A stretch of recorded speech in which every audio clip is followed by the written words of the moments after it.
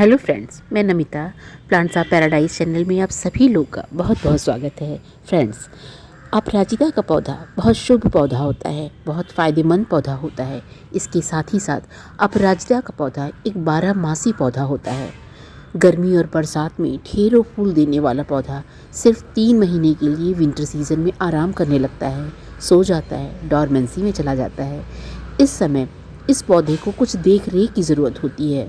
Friends, इस video में हम आपसे अपराजिता प्लांट के विंटर सीजन में कैसे देखभाल करनी है और कौन कौन से केयर टिप्स हैं जिसे हमें इस पौधे के लिए फॉलो करना चाहिए, इस टॉपिक पर बात करेंगे। तो आइए वीडियो को शुरू करते हैं। फ्रेंड्स, आज जनवरी की 6 तारीख है।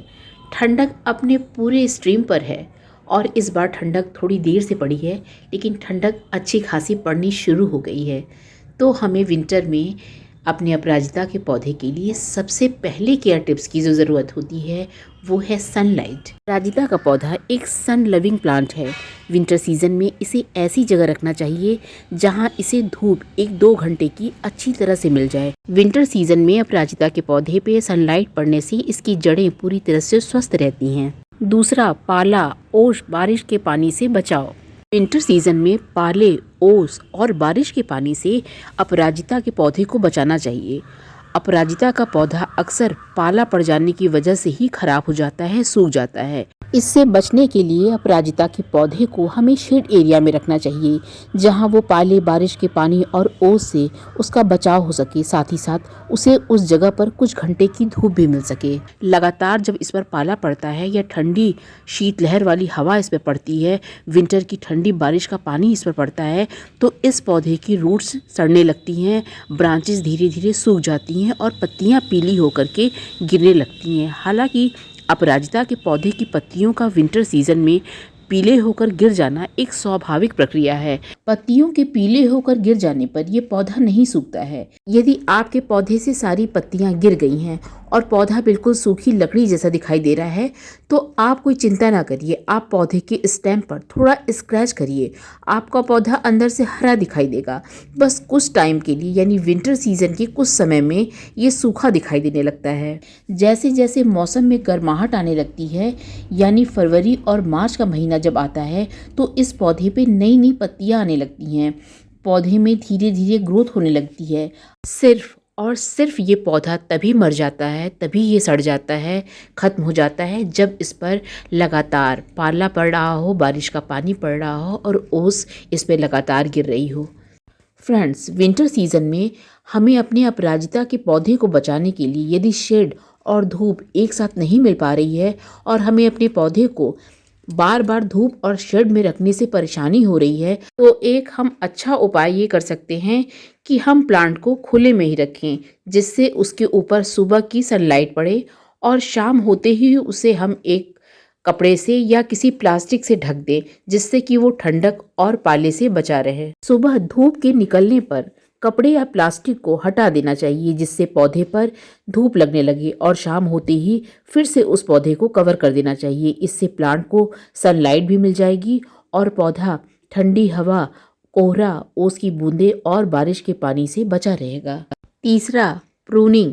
विंटर सीजन में अपराजिता के पौधे की किसी भी तरह से कटाई छटाई यानी प्रूनिंग नहीं करनी चाहिए, क्योंकि विंटर के समय में इस पौधे के डोरमेंट हो जाने की वजह से प्लांट में ज़्यादा एनर्जी नहीं होती है, जिसकी वजह से ये पौधा ग्रोथ नहीं कर पाता है। अपराजिता के पौधे की प्रूनिंग फरवरी मंथ में करनी चाहिए। इस मंथ में ग्रोइंग टाइम आ जाता है और नई नई लीव्स और ब्रांचेस इस प्लांट पे निकलने लगती हैं। ये प्लांट हरा होने लगता है। चौथा, वाटरिंग। अपराजिता के पौधे के पॉट की मिट्टी में नमी होनी चाहिए।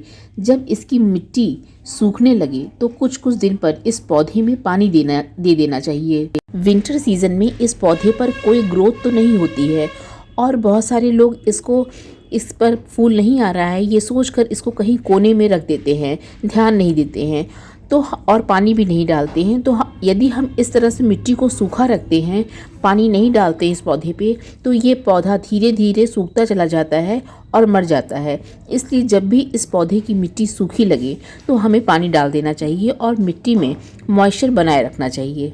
इसके साथ ही साथ इस बात का ध्यान रखना चाहिए कि अपराजिता के पौधे पर किसी भी तरह से ओवर वाटरिंग ना हो। इस पौधे पर ज़रूरत ना होने पर भी बार बार पानी दे देने से इसकी मिट्टी गीली बनी रहने लगती है और ये पौधा जड़ से सूखने लगता है और ख़त्म हो जाता है। पांचवा, डेड हेडिंग। फ्रेंड्स, अपराजिता के पौधे की डेड हेडिंग हमें करते रहना चाहिए। जब फ्लावरिंग टाइम होता है तब हम मुरझाए फूलों को तोड़ करके हटाते रहते हैं, क्योंकि अगर हम फूलों को तोड़ के हटाएंगे नहीं तो फिर फूलों की संख्या धीरे धीरे कम हो जाती है और प्लांट पे बीज बनने लगता है। फूल के नीचे ही एक फली तैयार होने लगती है जिसमें अपराजिता के सीड्स बनने लगते हैं। फूलों के नीचे दिखने वाली फली सेम के आकार की होती है। इसी तरह जब अपराजिता का पौधा विंटर सीजन में डोरमेंसी में चला जाता है, अपनी ग्रोथ को रोक देता है, उस समय भी हमें यदि अपराजिता के सीड्स की ज़रूरत नहीं है तो उसे तोड़ करके हटाते रहना चाहिए, क्योंकि प्लांट के पास जो बची हुई एनर्जी थोड़ी बहुत होती है वो सीड्स को बनाने में लगा देता है और प्लांट अपने ऊपर से पूरी तरह से ध्यान हटा देता है। इससे भी प्लांट धीरे धीरे कमज़ोर हो जाता है और सूखने लगता है। यदि नए प्लांट को बनाने के लिए हमें कुछ सीड्स की ज़रूरत है, कुछ फलियों की ज़रूरत है, तो हमें 2-4 फलियों को प्लांट पर छोड़ करके अन्य सारे सीड्स को, सारी फली को हटा देना चाहिए। फ्रेंड्स, ये मेरा ब्लू डबल पेटल वाला अपराजिता का प्लांट है। इतनी ठंडक में भी अभी ये बिल्कुल ही नहीं सूखा है, इसकी पत्तियां सारी ग्रीन हैं और इसको मैं नवंबर में नर्सरी से लाई थी। मैंने इसे ग्रो बैग में ही रहने दिया क्योंकि अब सीज़न ऑफ हो रहा था इस प्लांट का, इसलिए मैंने इसको रिपोर्ट नहीं किया। इसके कुछ सीड्स मुझे कलेक्ट करने थे दूसरे प्लांट बनाने के लिए, इसलिए मैंने इसके सीड पॉट को इसी प्लांट पर रहने दिया है। इसी तरह यहाँ मेरे गमले में 3 प्लांट अपराजिता के लगे हैं, 2 सिंगल पेटल वाले ब्लू अपराजिता के और दूसरा वाइट अपराजिता के। तो वाइट अपराजिता में भी हमें सीड पॉट की ज़रूरत थी और इससे हमें नए प्लांट बनाने थे, तो वाइट अपराजिता के कुछ सीड्स को हमने प्लांट में मैच्योर होने के लिए छोड़ दिया। तो जितने सीड्स की ज़रूरत है हमें उतने को छोड़कर ज़्यादा बड़े होने से पहले, ग्रो होने से पहले ही हमें सीड्स पॉट को हटा देना चाहिए तोड़ करके। सीड पॉट जब सूख करके भूरे रंग के हो जाते हैं तब उसमें सीड मैच्योर हो जाते हैं और ये अगर हम इसको पहले तोड़ के हटाते नहीं हैं, स्टोर करके नहीं रखते हैं कहीं सेव करके, तो ये अपने आप ही खुल जाते हैं और मिट्टी में गिर जाते हैं। तो इसके पहले ही सीड्स गिर जाए हमें फली को, सीड पॉट को तोड़ करके सेव कर लेना चाहिए। और इसमें जो सीड्स होते हैं, इसको ये जब खुल जाते हैं दबाने से तो इसमें काले काले रंग के सीड्स निकलते हैं। ये सीड्स बहुत जल्दी ही ग्रो हो जाते हैं। जहाँ जहाँ ये मिट्टी में अपने आप गिर जाते हैं वहाँ वहाँ अपराजिता के प्लांट तैयार हो जाते हैं। छठवां, फर्टिलाइज़र। फ्रेंड्स, विंटर सीजन में अपराजिता के पौधे को कोई भी स्ट्रॉन्ग फर्टिलाइज़र की ज़रूरत नहीं होती है क्योंकि प्लांट डॉर्मेंसी पीरियड में रहता है और रेस्ट करता रहता है। लेकिन विंटर सीजन के 3 महीने के बाद ये अच्छे से ग्रो करने लगे और इसकी जड़ों को मजबूती मिले, इसके लिए हम इस पौधे पर 15 से 20 दिन में प्याज के छिलके का लिक्विड फर्टिलाइज़र बना करके डाल सकते हैं। अपराजिता के पौधे पे अनियन पील का फर्टिलाइज़र देना बहुत ही फ़ायदेमंद रहता है और बहुत आसान होता है। साथ ही साथ ये लिक्विड पौधे की ग्रोथ के लिए भी बहुत अच्छा होता है। इसके साथ ही हम ड्राई टी लीव्स का एक छोटा चम्मच पौधे के चारों तरफ मिट्टी में डाल सकते हैं। चाय के बन जाने के बाद जो टी लीव्स बचती है उसको धो करके धूप में हम सुखा लें या नई टी लीव्स को भी इसमें हम डाल सकते हैं। टी लीव्स मिट्टी को एसिडिक बनाती है। अपराजिता के पौधे को भी एसिडिक सॉइल बहुत पसंद होता है। चाय की पत्ती में पोटेशियम, कैल्शियम, फास्फोरस, आयरन पाया जाता है जो पौधे की ग्रोथ के लिए बहुत ही अच्छा होता है। इस तरह अपराजिता के पौधे में हम लिक्विड और ड्राई फर्टिलाइज़र का यूज़ 15 से 20 दिन में कर सकते हैं। फ्रेंड्स, ग्राउंड में लगे हुए अपराजिता के पौधे का देखभाल करना आसान होता है।